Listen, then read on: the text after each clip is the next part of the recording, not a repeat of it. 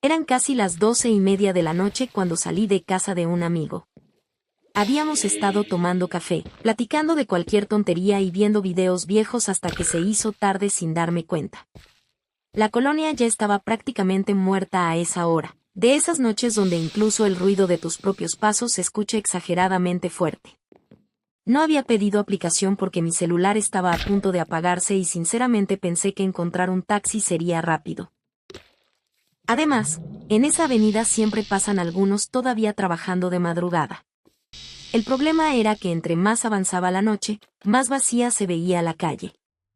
Los puestos cerrados, las cortinas metálicas abajo, uno que otro perro callejero husmeando bolsas de basura y el típico zumbido lejano de autos pasando a toda velocidad. Después de unos minutos vi un taxi detenido unos metros adelante. Tenía las luces encendidas y parecía estar hablando con una familia. Una señora, un hombre y dos niños pequeños. Alcancé a escuchar algo sobre el precio y luego vi cómo el conductor hacía un gesto con la mano, claramente negándose a llevarlos. La familia se fue molesta y el taxi quedó ahí estacionado. No le di mucha importancia. A esas horas ya es normal que los taxistas quieran cobrar más o elegir viajes cortos. Incluso muchos ni usan taxímetro de noche. Me acerqué y le pregunté cuánto me cobraba hasta mi casa. El conductor me miró fijamente unos segundos antes de responder. Tendría unos 50 y tantos años, quizá más. Rostro muy golpeado. Nariz desviada como si se la hubieran roto varias veces. Ojeras profundas. Barba mal rasurada. La piel curtida de alguien que lleva demasiadas noches sin dormir bien. Me dio un precio relativamente razonable. Acepté. Y me subí. Al principio todo parecía completamente normal. El interior del taxi olía a cigarro viejo mezclado con aromatizante barato de pino. Sonaba una estación de radio con música ranchera muy bajita. El asiento estaba desgastado y el tablero lleno de estampitas religiosas. Una Virgen de Guadalupe, un San Judas y hasta un rosario colgando del espejo retrovisor. Avanzamos unas cuadras en silencio. Entonces el hombre habló de la nada. ¿Viste a la familia que no subí? Sí, le respondí. Pensé que no se pusieron de acuerdo con el precio. Se rió. Pero no fue una risa normal. Fue una risa seca, incómoda, demasiado larga. No, joven, a esos no los subí porque así empiezan. Sentí una pequeña incomodidad. ¿Cómo que así empiezan? El hombre bajó un poco la velocidad y me miró por el retrovisor. Las familias son las peores. Usan a los niños para que uno confíe. No respondí. Primero suben tranquilos, luego te rocían ácido. O gas. Algo traen. Te duermen y te roban el carro. Ahí fue el primer momento donde pensé. Ok, este tipo no está bien. Intenté mantener la conversación neutra. ¡Qué fuerte! A un compañero le pasó, continuó. Lo dejaron tirado por Iztapalapa todo quemado de la cara. Mientras hablaba empezó a mover muchísimo las manos. Gesticulaba exageradamente. Giraba el torso completo para verme mientras manejaba. Y entonces hizo algo que me puso realmente incómodo. Soltó el volante. Literalmente soltó el volante para buscar algo junto a su asiento. Mira, dijo. Sacó un encendedor de soplete, de esos usados para cocina o para ciertas drogas. Con esto se ponen a fumar atrás. Volteó completamente hacia mí mientras sostenía el encendedor como si fuera evidencia de una conspiración. El taxi seguía avanzando. Oiga, mejor vea el camino, le dije, intentando sonar tranquilo. El hombre tardó 1 o 2 segundos en reaccionar. Luego soltó una carcajada corta. Ah, sí, cierto. Volvió a sujetar el volante. Yo ya estaba completamente alerta. Miré discretamente el seguro de la puerta. Si podía abrirse. Pero afuera no había absolutamente nada. La avenida estaba casi vacía y las pocas calles que atravesábamos se veían oscurísimas. Bajarme ahí tampoco me daba demasiada confianza. Además, dentro de todo, el hombre no parecía agresivo conmigo. Parecía perdido. Como alguien atrapado dentro de su propia cabeza. Y eso honestamente me preocupaba más. Siguió hablando sin parar. Me contó que había trabajado de taxista más de 20 años. Que antes la ciudad todavía tenía gente buena, pero que ahora todos estaban metidos en cosas raras. Según él, había una red enorme de personas drogando choferes para robarlos. Pero yo ya los detecto luego, decía orgulloso. Las mujeres son las peores. Se maquillan mucho para esconderlo. Yo asentía de vez en cuando únicamente para mantenerlo tranquilo. Mientras tanto iba buscando cualquier señal de patrullas, negocios abiertos o gente. El hombre hablaba cada vez más rápido. Saltaba de un tema a otro sin sentido. Primero decía que los pasajeros querían envenenarlo. Luego empezó a hablar del gobierno. Después mencionó que lo vigilaban. Y entonces soltó algo que me heló un poco el cuerpo. Ya no aguanto esta ciudad, dijo.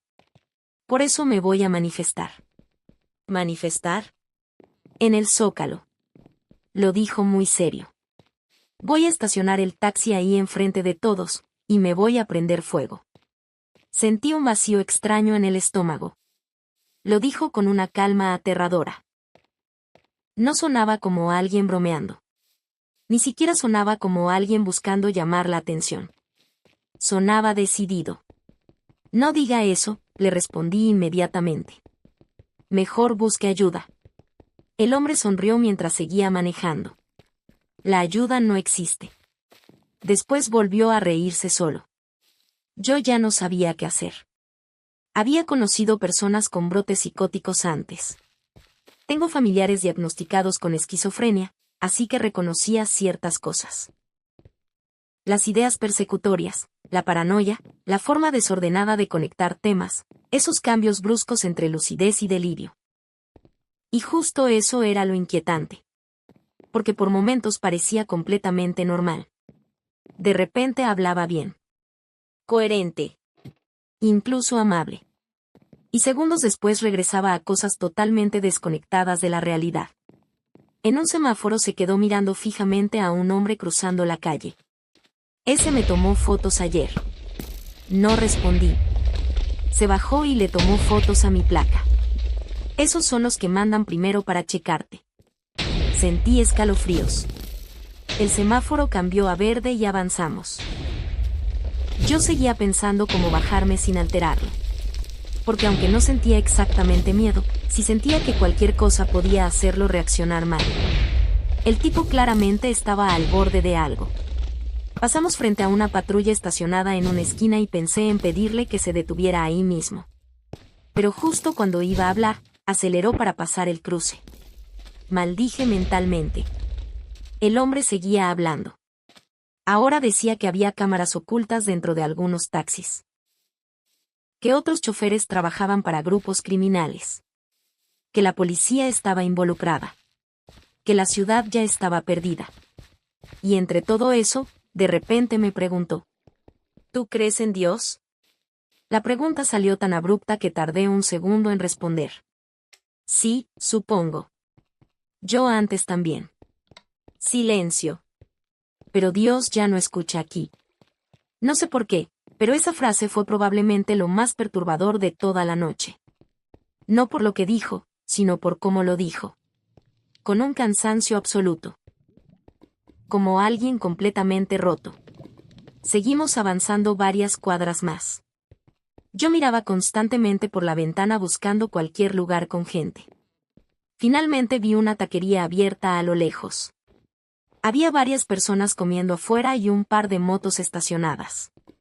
Perfecto. Oiga, aquí déjeme por favor, dije rápidamente. Voy a cenar algo antes de llegar. El hombre frunció el ceño. Por un segundo pensé que iba a negarse. Pero luego asintió. Me detuve a sacar dinero lo más rápido posible. Le pagué incluso un poco más de lo acordado solo para evitar cualquier discusión. Él tomó el billete y me miró fijamente otra vez. Cuídate mucho. Igualmente. Abrí la puerta y me bajé. El aire de afuera se sintió raramente ligero. Caminé directo hacia la taquería intentando actuar normal mientras el taxi seguía detenido unos segundos detrás de mí. No volteé inmediatamente. Escuché cómo aceleró y finalmente se fue. Hasta entonces respiré tranquilo. Pedí unos tacos únicamente para quedarme ahí un rato. Había un grupo de personas riéndose, un señor viendo fútbol en una televisión vieja y dos cocineros discutiendo sobre algo sin importancia. Todo se sentía absurdamente normal después de esos 20 minutos de viaje. Y fue ahí donde realmente procesé lo ocurrido. Porque más allá de lo incómodo o extraño, lo que me quedó dando vueltas fue otra cosa. Ese hombre probablemente seguía trabajando todas las noches. Seguía manejando gente. Seguía circulando por la ciudad como cualquier otra persona funcional. Y aún así claramente estaba mal. Muy mal. Eso me hizo pensar en la cantidad de personas que viven al borde de un colapso mental mientras intentan mantener una apariencia de normalidad. Personas que todavía trabajan, manejan, hablan contigo, cobran, sonríen, pero que internamente ya están completamente desconectadas de la realidad. Y honestamente da miedo pensar lo delgada que puede ser esa línea. Porque el tipo no parecía un monstruo. No parecía alguien inherentemente violento. Parecía alguien abandonado. Alguien que llevaba demasiado tiempo deteriorándose sin que nadie interviniera. Claro, también pensé en el peligro. Porque sí, un brote así al volante podría terminar horrible. Bastaba un mal momento, un pasajero que lo contradijera, una paranoia más intensa o simplemente otro día peor para que ocurriera una tragedia. Y probablemente nadie lo notaría hasta después. Esa noche llegué a mi casa todavía pensando en él. En sus ojos cansados. En la manera en que hablaba solo.